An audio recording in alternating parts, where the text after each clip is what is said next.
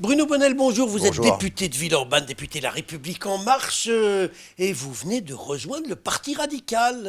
Vous vous sentiez plus à l'aise à La République En Marche? Qu'est-ce qui vous arrive? Non, c'est une démarche qui est complètement cohérente. En fait, je pense que depuis le début, je dis qu'à La République En Marche, il faut rajouter une profondeur. Alors, le Parti radical, ça vient de Racine. Et il y a un tronc commun de valeurs entre La République En Marche et le Parti radical. Donc c'est pour ça que, logiquement, je m'intéresse dans le cadre de la majorité présidentielle et sans quitter La République En Marche, puisque nous avons le droit, dans nos statuts, à la double appartenance. N'importe quel parti? N'importe quel parti, en tout cas, pour ma sensibilité personnelle, je n'irai pas chercher n'importe quel parti.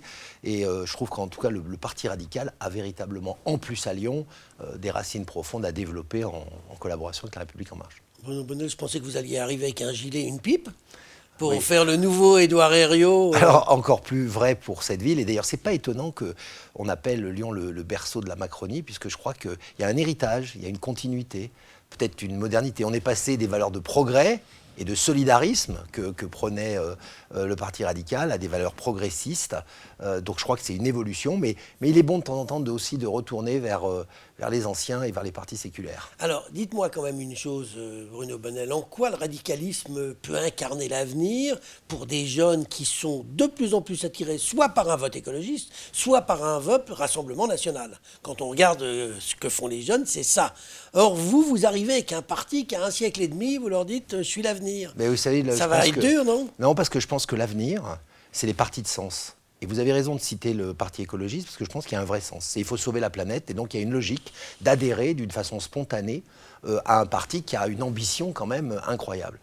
Le Parti radical a ceci de caractéristique, c'est qu'il est né de la quête de sens républicaine de l'époque, et c'est une espèce de quille au bateau de la majorité présidentielle. Si on dit que Emmanuel Macron en est le gouvernail, eh ben on sait, et vous savez bien pour être un expert, qu'un bateau, ça marche avec une quille et un gouvernail. Et des voiles de préférence? Et des voiles, mais les voiles, vous savez, c'est un petit peu la conjoncture globale qui nous la donne, c'est-à-dire en ce moment, elle est plutôt porteuse sur le plan économique, elle est critique et complexe sur le plan social, donc il va falloir un petit peu naviguer en eau un peu trouble. Dites-moi, Bruno Bonnel, on parle d'eau trouble. Alors, il y a quelques jours, vous avez co-signé avec votre collègue Hubert-Julien Laferrière une chronique, je ne sais pas comment on va appeler ça, appelant Collomb et Kimmelfeld à s'entendre. Vous imaginez même qu'il y en a un qui pourrait être président de la métropole et l'autre premier vice-président délégué.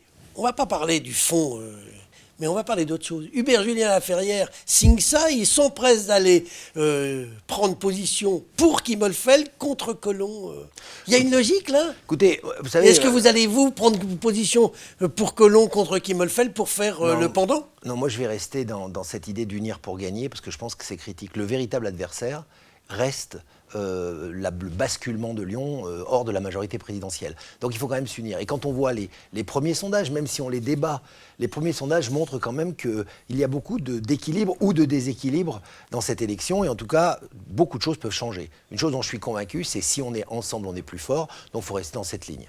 Alors, vous avez annoncé votre intention d'être candidat tête de liste pour la métropole au titre de Villeurbanne. Voilà, La République En Marche. Mais vous n'êtes pas le seul, puisque vous avez votre ami Prosper Caballo, actuel premier adjoint, candidat à la ville de Villeurbanne pour la République En Marche, qui est candidat aussi à mener la liste métropolitaine. Vous allez faire comment? Vous allez vous battre tous les deux? Non, on va certainement pas se battre. Je pense que là, il y a une espèce de logique de dire Prosper Caballo, et je l'ai dit, je l'ai répété, je le redis, est à mon avis le meilleur candidat pour la mairie de Villeurbanne. Il en a à la fois l'histoire et l'ambition.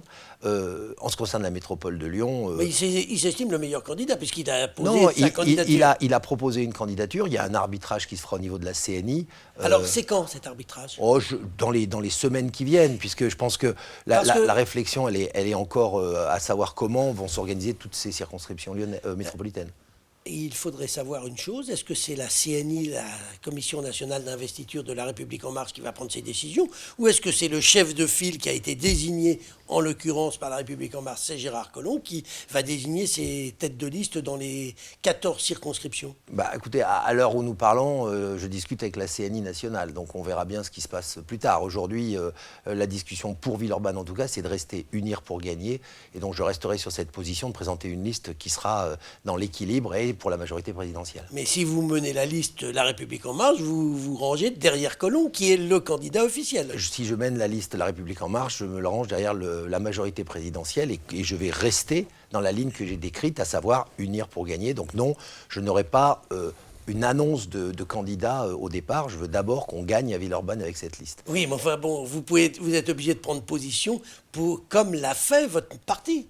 Écoutez, je prendrai la position qui est la mienne, je l'ai déjà prise et je la répète, je vais tout faire pour que les deux camps s'unissent parce que je veux que nous gagnions cette métropole. Et Prosper Caballo, lui, pourrait mener face à vous la liste qui sera pro-Kimmelfeld. Écoutez, je pense que ça n'arrivera pas.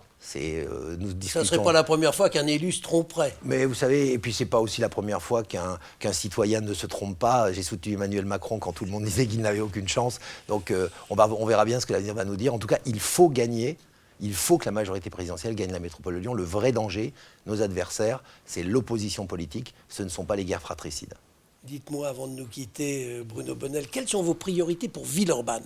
Parce que j'imagine que comme vous voulez mener cette liste, vous avez quand même un tropisme villeurbanais. Vous avez des idées au niveau de la métropole pour Villeurbanne. C'est quoi les grandes idées? Casser la caricature de Villeurbanne qui s'oppose à la métropole. Réintégrer, et d'ailleurs ma liste s'appelle Villeurbanne au cœur, donc Villeurbanne au cœur de la métropole, et redonner à Villeurbanne, révéler ce qu'elle est vraiment, à savoir une ville qui est à la fois travailleuse, ouvrière, sociale, comme on l'a beaucoup dit, mais aussi une ville où il y a 2 prix Nobel qui ont été célébrés sur la Doua, une ville où des entreprises d'innovation arrivent, donc véritablement remettre Villeurbanne au cœur de la métropole. Eh bien, on attend avec impatience de savoir quelles seront les décisions définitive en ce qui concerne la tête de liste. Et là, on vous reverra peut-être, ou on verra M. Caballo, ou on verra quelqu'un d'autre. Oh, vous me reverrez certainement. On aura d'autres choses à se dire. On aura d'autres choses à dire. On parlera littérature si on parle plus politique. Bruno Bonnell, je vous remercie. Merci.